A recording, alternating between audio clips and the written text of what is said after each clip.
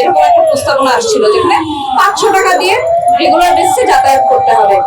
তখন আমরা বলেছি, এখনো আমরা বলবো যে প্রত্যেকটা রাষ্ট্রে প্রত্যেকটা নারীর নিরাপত্তা নিশ্চিত করার দায়িত্ব রাষ্ট্রে, এটাকে প্রাইভেটাইজেশন করা যাবে না। আমি টাকা দিয়ে আমার নিরাপত্তা কিনবো না, এবং সেটা ছাত্র হিসেবে আমার ক্ষেত্রে যেরকম প্রযোজ্য, এটা একজন গার্মেন্টস কর্মী বা গৃহকর্মীর ক্ষেত্রেও প্রযোজ্য, একইভাবে প্রযোজ্য।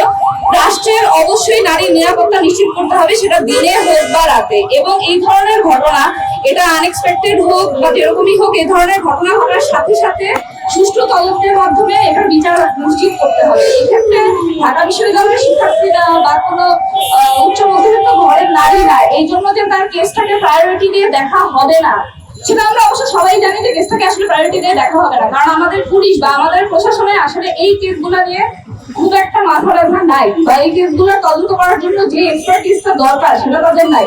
এটার জন্য কিন্তু আমরা বারবার বলেছি যে একটা স্পেশাল ভিকটিমস ইউনিট বা একটা স্পেশাল ফোর্স গঠন করার কথা, কোনোটাই কিন্তু এখন পর্যন্ত করা হয়নি। অর্থাৎ সহজ হিসাব যেটা, যে স্বাধীন বাংলাদেশের পর গণঅভ্যুত্থানের পর আমরা কিন্তু দেখি নাই যে নারী নিরাপত্তা নিশ্চিত করার জন্য কোনো প্রকার পদক্ষেপ এই সরকারের পক্ষ থেকে নেওয়া হয়েছে, সেটা ইনস্টিটিউশনাল লেভেলেও না, সেটা রাস্তাঘাটের সাধারণ নারীদের জন্যও না। এবং তার যে একটা পাশে প্রতিক্রিয়া, তার একটা কনসিকুয়েন্সি কিন্তু আমরা গত রাতে দেখলাম। আমরা দেখলাম যে একজন গার্মেন্টস কর্মী নিহত হয়েছে। একজন গার্মেন্টস কর্মী রাত বিরাতে চলাফেরা করা লাগে, কারণ আমাদের মতো প্রিভিলেজটা আসলে তার নাই যে সে যখন খুশি রাতের আগে সন্ধ্যার আগে সে বাসায় চলে যাবে, বা আমাদের মতো প্রিভিলেজটা তার নাই যে সে হয়তো রিক্সায় করে বা একটা সিএনজি নিয়ে বাসায় চলে যাবে। তার পাবলিক ট্রান্সপোর্ট ব্যবহার করা লাগে। এবং অনিরাপদ এলাকাগুলা, ঢাকা শহরের যে এলাকাগুলোকে আমরা অনিরাপদ হিসাবে চিনি, আইডেন্টিফাই করি, এগুলোতে আসলে সে চলাফেরা করতে বাধ্য একটা রেগুলার বেসিসে। কাজে আমার জীবন আর তার জীবন এক না, আমার চেয়ে তার জীবন অনেক বেশি অনিরাপদ, এবং এটার একমাত্র কারণ হচ্ছে তার অর্থনৈতিক অসক্ষমতা।